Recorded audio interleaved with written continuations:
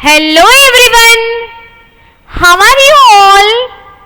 I hope you all are fine and safe. आज हम हिंदी के लेक्चर के लिए इकट्ठे हुए हैं। तो आज के हिंदी के लेक्चर में मैं श्वेता राठौड़ आप सबका स्वागत करती हूँ। तो आज हम जो कुछ सीखने वाले हैं वो है हिंदी। हिंदी में हम आगे स्वर और वर्णमाला सीख चुके हैं। इसके अलावा 1 से 10 तक की गिनती भी सीख चुके हैं, अंक में और शब्द में। तो आज हम जो सीखने वाले हैं वो है चित्र के साथ शब्द की समझ। मैं एक बार फिर से बोलूंगी, चित्र के साथ शब्द की समझ। बच्चों, आज हम जो कुछ सीखने वाले हैं वो ये है कि आपके सामने चित्र भी आएंगे और इसे हिंदी में क्या कहते हैं तो हिंदी में नाम भी आएगा। ओके, तो आज हम वो हिंदी का नाम और उसका चित्र के बारे में समझेंगे। ओके, तो जिसमें सबसे पहले है पतंग। यहाँ पे लिखा है प, त के ऊपर एक बिंदी है, फिर ग तो हो गया प तंग ग।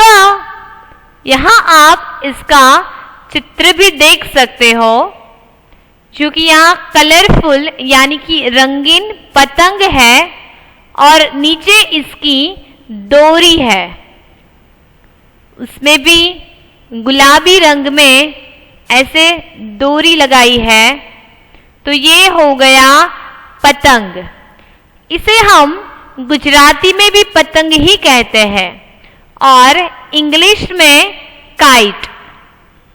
इसको हम कोई एक दिन पे सेलिब्रेट करते हैं, यानी कि काइट फेस्टिवल डे, सही ना। तो उस दिन हम ये पतंग चढ़ाते हैं। तो आप वापस एक बार ये नाम सीख लो, क्योंकि आपको लिखना भी तो है। प तंग ग। तो हिंदी में कैसे लिखते हैं? इस तरह से। आप सब ने देख लिया।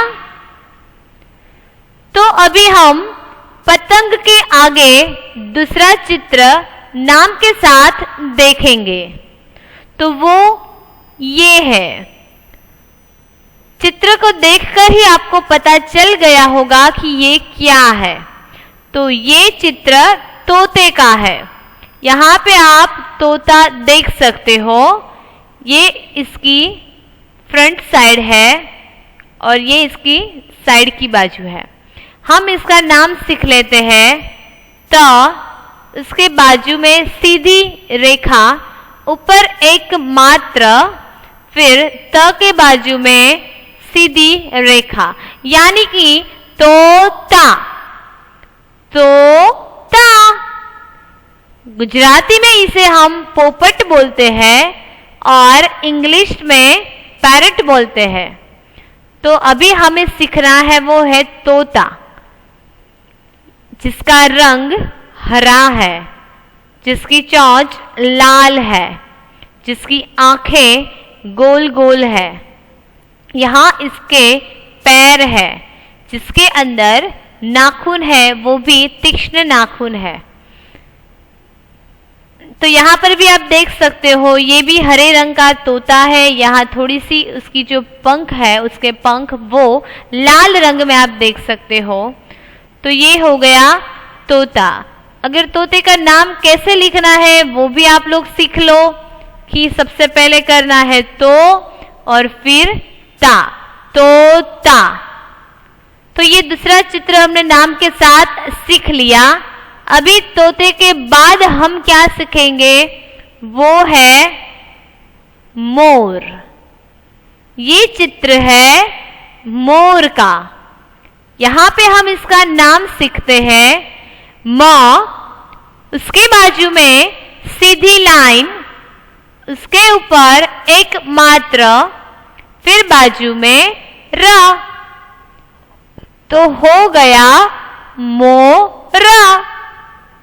यहाँ पे आप चित्र देख सकते हो मोर का, जिसे गुजराती में भी मोर कहते हैं और इंग्लिश में पिकॉक।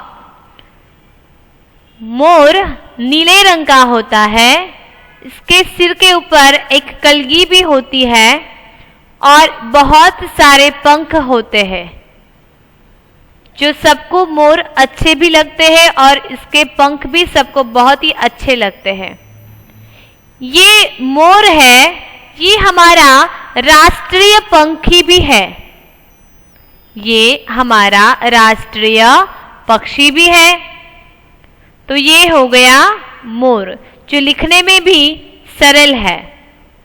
तो सबसे पहले हमने सीखा पतंग, फिर सीखा हमने तोता, फिर उसके बाद हमने सीखा मोर। अभी मोर के बाद जो हम सीखने वाले हैं वो है घोड़ा। यहाँ पे आप देख सकते हो, ये चित्र है घोड़े का। यहाँ उसका मुंह है, यहाँ नाक, दो कान और ऊपर ये जो आप देख सकते हो ये बाल है, फिर यहाँ उसका शरीर है, फिर यहाँ उसके पैर है 1, 2, 3 और 4 और यहाँ पे उसकी पूंछ है जिसमें बहुत सारे बाल होते हैं। ये घोड़ा बहुत ही तेजी से दौड़ता है, जो कि आप सब बहुत ही अच्छी तरह से जानते हो, और इस पर बैठ के एक रमत भी खेली जाती है जिसे पोलो बोलते हैं। तो ये है घोड़ा। अगर यहाँ पे एक घोड़ा है तो हम घोड़ा ही बोलेंगे, पर यहाँ एक से ज्यादा यानी कि 2 या 2 से ज्यादा है तो हम इसे बोलेंगे घोड़े। अभी सिर्फ यहाँ एक ही घोड़ा है यानी कि एक वचन है तो लगेगा घोड़ा, पर एक से ज्यादा होते तो घोड़े। ओके, तो अभी ये कैसे लिखते हम वो सीख लेंगे। सबसे पहले हमें घ करना है, घर से घ, उसके बाजू में सीधी रेखा, फिर ऊपर एक मात्रा, फिर ड के नीचे ऐसे एक बिंदी लगानी है और बाजू में सीधी रेखा, तो हो गया घोड़ा। इसे गुजराती में घोड़ो कहते हैं और इंग्लिश में हॉर्स। ये घोड़े 2 से 3 रंग में हम देख सकते हैं। अभी आप जो देख रहे हो वो कत्थई रंग में है। कौन से रंग में? कत्थई रंग यानी कि कॉफी कलर आप इसमें देख सकते हो, फिर सफेद रंग में भी देख सकते हो और काले रंग में भी घोड़े को आप देख सकते हो। अभी आपके सामने जो घोड़ा है वो कत्थई रंग में है, जो हरा घास है वहीं पे वो दौड़ रहा है। अभी ये चलता नहीं है, दौड़ रहा है, इसलिए इसका एक पांव जो है वो बैंड है। ये घोड़े को सबसे ज्यादा क्या अच्छा लगता है? तो चने ये घोड़े को बहुत ही अच्छे लगते हैं, सबसे ज्यादा प्रिय है, इसीलिए तो वो तेजी से दौड़ सकता है। तो बच्चों, ये हमने घोड़े के बारे में भी समझ लिया। अभी हम इसके बाद हाथी के बारे में समझेंगे। ये जो आप चित्र देख सकते हो ये है हाथी। यहाँ पे हाथी का रंग कैसा है? राखोड़ी रंग। कैसा? राखोड़ी।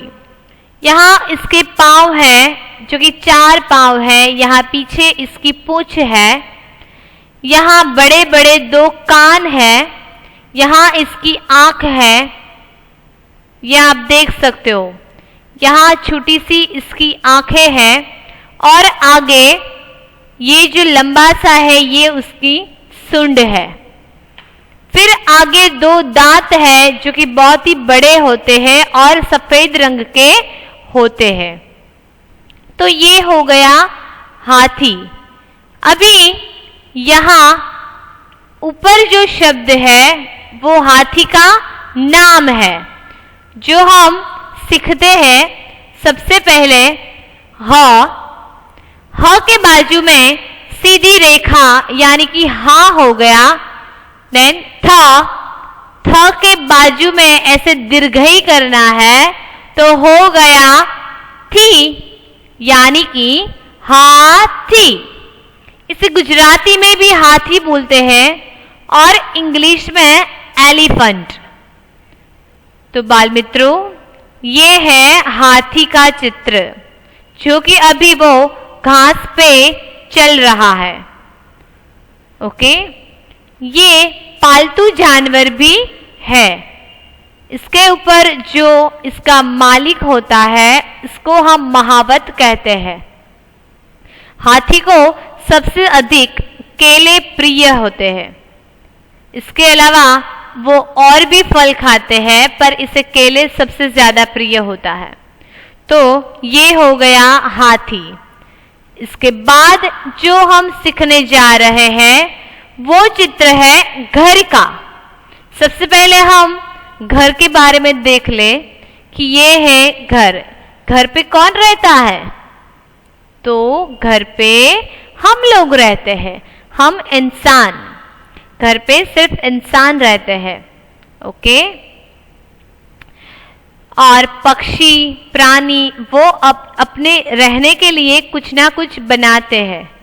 ओके, तो ये जो घर है ये मनुष्य के लिए होता है। जैसे कि हम सबके पास अपना घर है और घर पे पूरा परिवार रहता है। यानी कि परिवार में हम खुद, हमारे मम्मी और पापा, हमारे दादी और दादा, हमारे भाई और बहन, ऐसे हमारा पूरा परिवार इस घर के अंदर रहता है। घर में भी प्रकार होते हैं। कोई छोटा सा घर होता है तो कोई बड़ा घर होता है। कोई इमारत पे रहता है तो कोई झोपड़ी में रहता है। तो ऐसे घर में भी बहुत सारे प्रकार होते हैं। अभी आप जो देख रहे हो वो ईंट से और सीमेंट से बना होता घर है। अभी हम घर का नाम सीख ले जो कि एकदम सरल है। सबसे पहले सिर्फ घ और उसके बाद र, तो हो गया घर। ना तो कोई रेखा, ना कोई रस्वई दीर्घई, कुछ नहीं है, सादा शब्द है घर। तो ये हो गया घर। अभी घर के बाद हम जो सीखने वाले हैं वो है रथ। ये रथ का नाम भी सादे शब्द की तरह है। ना तो कोई रस्वई दीर्घई है, ना ही कोई रेखा है। सबसे पहले है र, उसके बाद है थ, तो हो गया रथ। अभी हम इसका चित्र देखेंगे। तो यहाँ पे आप जो चित्र देख रहे हो ये चित्र रथ का है। सबसे आगे यहाँ घोड़े हैं और घोड़े के गले में लगाम है। ये यहाँ उसके सारथी ने पकड़ रखी है और इसके साथ ही रथ को जोड़ा दिया है। और ये रथ को ऐसे नीचे व्हील भी होते हैं। यहाँ 2 आगे और 2 पीछे। यहाँ पर बैठने के लिए होता है और इसके ऊपर ये छत्र है ताकि हम आराम से बैठ सके। और यहाँ रथ के ऊपर ऐसे ध्वजा भी लगाई है ताकि सामने दूर से पता चले कि यहाँ सामने से कोई रथ आता है। तो ये रथ बहुत ही पहले के समय में उपयोग में लिए जाते थे। ऐसे रथ अभी बहुत दिखाई नहीं देते हैं। तो ये रथ घोड़े से भी चलता है, फिर हाथी से भी चलता है। मित्रों, आगे मैंने आपको बताया था कि अगर एक घोड़ा है तो हम घोड़ा बोलेंगे, अगर एक से ज्यादा है तो हम घोड़े। तो देख लो, आप यहां ही देख सकते हो कि यहां एक साथ 4 घोड़े हैं। ये 1, 2, 3 और 4। इस 4 घोड़े के साथ ये रथ को जोड़ा है और इसके सहारे ये रथ भी चलता है। बहुत ही पुराने जमाने में ऐसे रथ होते थे, जबकि अब नहीं होते हैं। तो हमने ये रथ भी सीख लिया, इसका नाम भी सीख लिया। स्टूडेंट्स, आपको ये नाम याद भी रखना है और साथ में लिखना भी है। ओके, इसके बाद हम जो सीखने जा रहे हैं ये चित्र है मोटर का।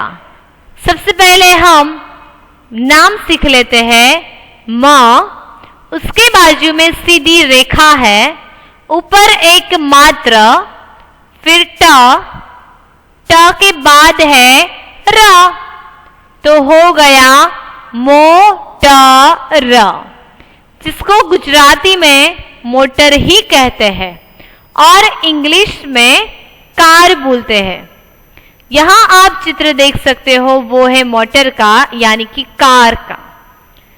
तो कार में भी बहुत सारे प्रकार आते हैं, जैसे कि मर्सिडीज, फिर फेरारी, ऐसे बहुत सारी कार होती है। तो यहां पर आप देख सकते हो ये भी एक मोटर है, जिसको 4 पहिए होते हैं। आगे भी बैठने के लिए होता है और पीछे भी बैठने के लिए होता है, और दोनों ही बाजू ऐसे मिरर भी होता है यानी कि कांच। ये मोटर पेट्रोल से भी चलती है और डीजल से भी चलती है। इसमें हम गैस भी लगवा सकते हैं और इसके अंदर इंजन भी फिट होता है, जिसके कारण ये मोटर चलती है। ओके, तो इसका नाम वापस मैं एक बार रिपीट करती हूं, आप लोग सीख लो, मोटर। इसे हिंदी में भी मोटर कहते हैं। अभी इसके बाद हम जो सीख रहे हैं वो है पेड़। पेड़ यानी कि वृक्ष, और इंग्लिश में हम इसे बोलते हैं ट्री और गुजराती में झाड़। ये जो आप देख रहे हो ये पेड़ है। पेड़ अलग अलग प्रकार के होते हैं, यानी कि कोई सिर्फ पत्ते वाला पेड़ होता है, यानी कि नीम, पीपल, पुदीना, ऐसे बहुत सारे पेड़ होते हैं।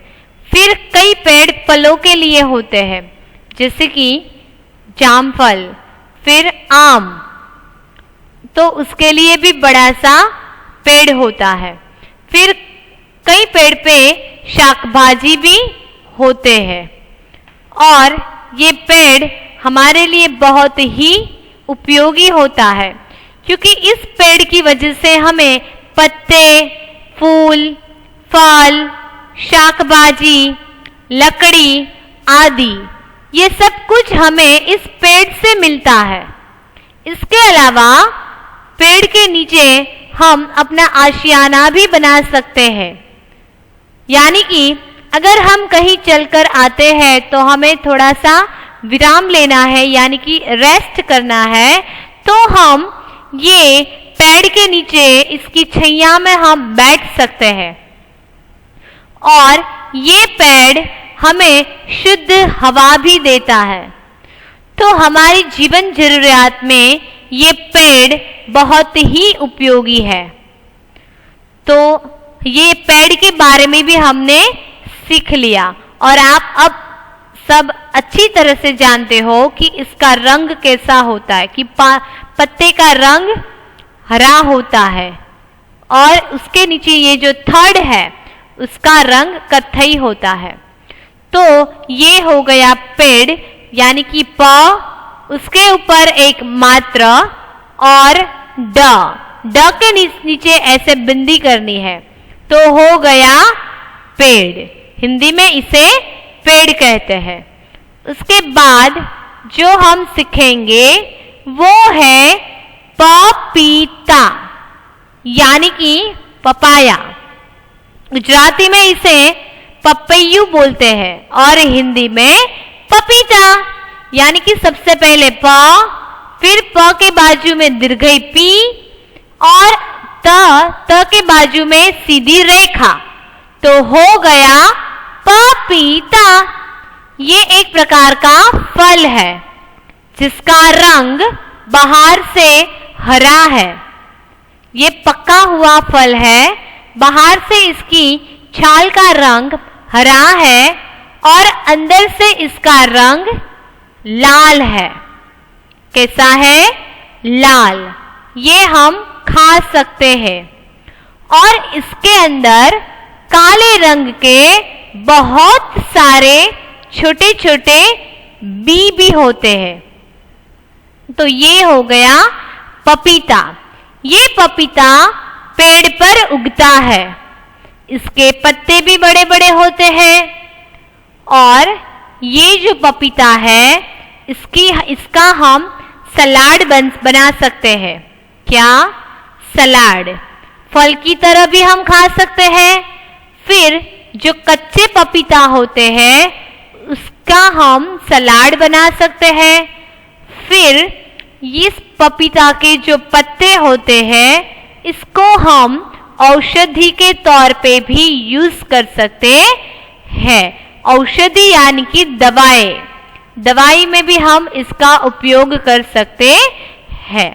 इसके बाद हम जो सीखने वाले हैं वो है टमाटर यानी कि टोमेटो और गुजराती में टमेटो। तो ये जो टमाटर है सब लोगों को बहुत ही पसंद होता है। इसका रंग लाल होता है, इसके ऊपर का ये जो भाग है वो हरे रंग का होता है। आप यहाँ देख सकते हो ये पूरा का पूरा टमाटर है और यहाँ पे आप देख सकते हो वो कटा हुआ टमाटर है। ओके, तो अभी हम इसका नाम सीख लेते हैं। सबसे पहले ट, फिर म, उसके बाजू में सीधी रेखा, फिर ट, फिर र, तो हो गया टमाटर।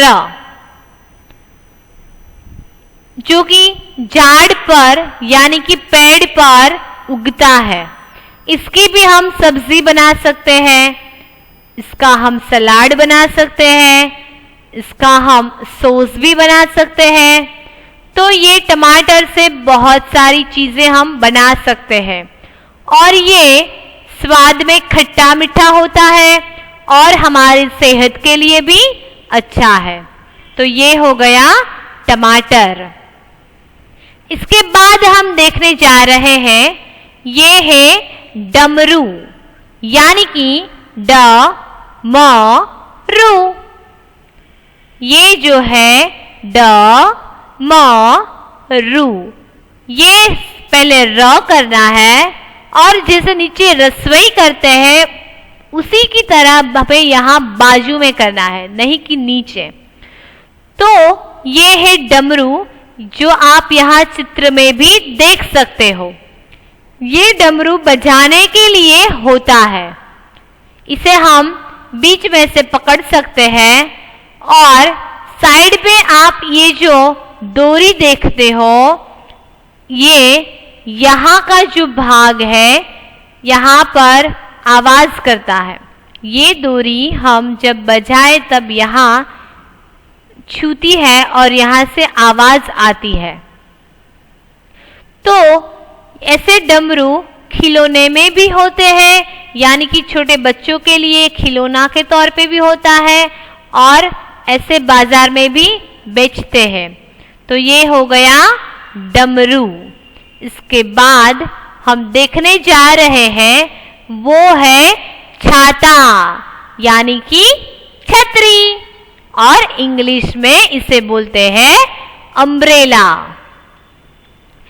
ये छाता जो है वो रंगीन आता है, ऐसे कि कोई एक कलर में भी होता है और बहुत सारे कलर में भी छाता हमें देखने को मिल सकते हैं। छोटे बच्चों के लिए भी होती है और बड़ों के लिए भी होती है। इसका उपयोग हम मॉनसून सीजन में करते हैं। कौन सी सीजन में? मॉनसून सीजन में, जबकि बहुत सारी बारिश होती है तब। इससे हम भीगते नहीं हैं। तो ये है छाता। इसके बाद जो नाम है वो है सीढ़ी। अभी आप सोच रहे होंगे कि सीढ़ी क्यों? पर हम अगर नीचे से हमें ऊपर जाना है तो किसका सहारा लेंगे? ये सीढ़ियों का। यहाँ आप देख सकते हो, ये जो है हम यहाँ से स्टेप चढ़ के, यानी कि ये जो स्टेयरकेस है इसे हिंदी में सीढ़ी बोलते हैं। स को दीर्घई सी और ये है ढ को दीर्घई ढी, सीढ़ी। गुजराती में हम इसे निसरणी या तो दादरो बोलते हैं और इंग्लिश में इसे हम स्टेयरकेस को कह सकते हैं, और हिंदी में सीढ़ी। तो इसमें भी बहुत सारे प्रकार आते हैं। कोई लकड़ी की सीढ़ी होती है, कोई स्टील की होती है, कोई लोहे की होती है। तो लकड़ी की जो छोटी छोटी पतली पतली लकड़ियां होती है ना, उनसे भी ये सीढ़ियां बनती है। तो आपने देख लिया होगा कि सीढ़ी कैसे लिखते हैं, तो ऐसे। और सीढ़ी किसे बोलते हैं? तो ये जो स्टेयरकेस है इसे।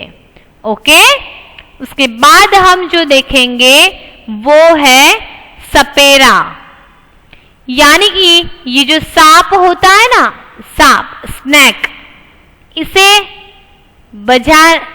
इसे कौन रखता है? सपेरा।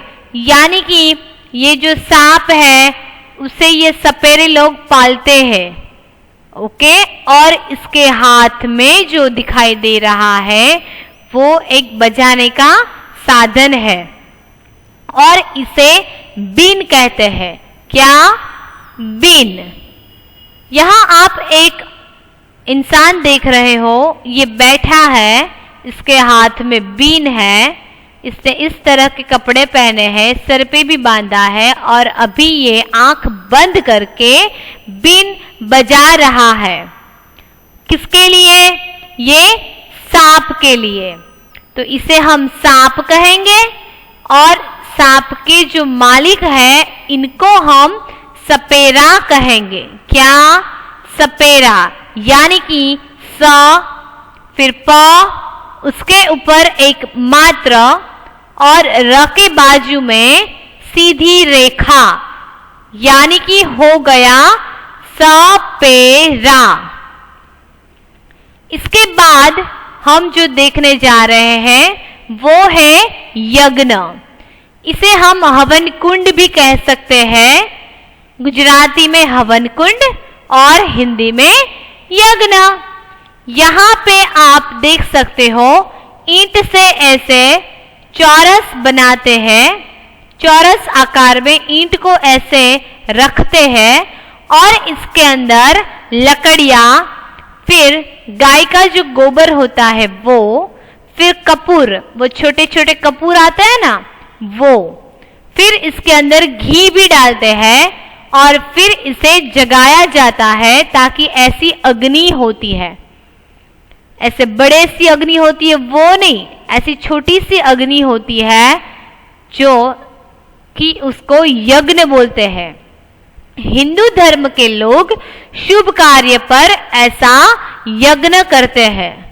कब करते हैं? शुभ कार्य पर ऐसा यज्ञ करते हैं। फिर इसके आजू बाजू आप देख सकते हो यहाँ पूजा की सामग्री भी है।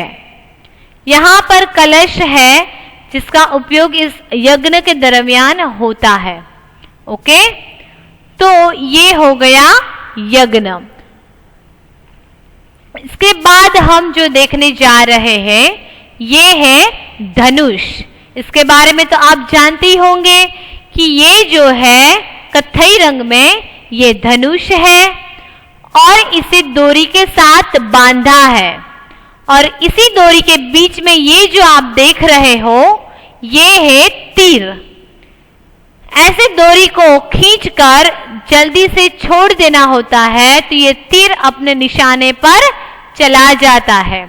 तो ये धनुष और बाण है। ये जो आप देख रहे हो ये धनुष और ये जो तीर है धारदार इसे हम बाण कहते हैं। तो ये हो गया धनुष। फिर ये जो है वो है ऋषि। यहाँ पे रू, हमने आगे जब स्वर सीखे थे उसके बीच में ऐसे रू आया था तो रू से ऋषि। फिर यहाँ पाड़ी श, उसके आगे रस्वई है और यहाँ पे आप ऋषि देख सकते हो। यहाँ एक महात्मा है जो जिसे ऋषि कहते हैं, वो जंगल में एक पेड़ के पास बैठकर तप करते हैं। तो ये हो गए ऋषि। स्टूडेंट्स, आज हमने इतने सारे चित्र देखे वो भी नाम के साथ। तो अभी आपको वो सारे नाम गृह कार्य यानी कि होमवर्क में करना है। चित्र नहीं ड्रॉ करना है, सिर्फ और सिर्फ नाम। यहाँ पे लिखा है चित्र को देखकर सिर्फ नाम लिखना है, वो भी 2 बार। कितनी बार? 2 बार। ओके, तो आज का ये होमवर्क था जो आप लोगों ने देख लिया है और करना है। तो आज के लेक्चर के लिए आप सब के लिए धन्यवाद। हम आगे के लेक्चर में फिर से मिलेंगे नए टॉपिक के साथ। ओके, तब तक के लिए सबको बाय बाय।